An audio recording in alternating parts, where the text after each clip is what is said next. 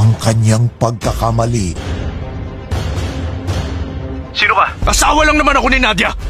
Yung babaeng kasama mo sa kama ngayon. Sa fake marriage mauuwi? Malalaman ko kung magpapakasal ka nga o nagloloko ka lang.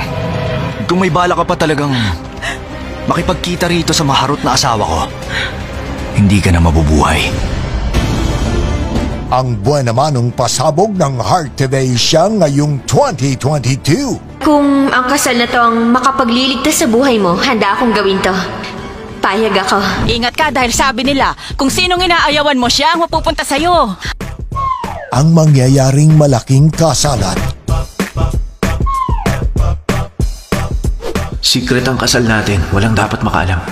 Kasal-kasalan lang pala. May bakang iniisip, no?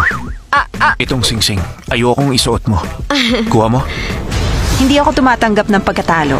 Sanay ako makuha ang lahat ng gusto ko. Ito na ang unang pagkatalong malalasap mo. Ganitong klase lang ang pinakasalan mo, ha? Maniwala ka man o hindi, kami ni Tien, kasal ng dalawa.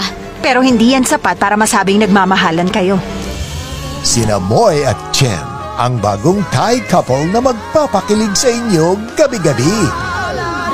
Pag kailangan, saka mo lang isuot. Kailangan pa ba muna kitang tanungin kung kailan ko ito isusuot at hindi isusuot?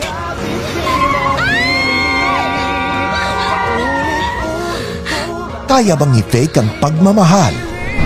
Kung true love na ang nararamdaman?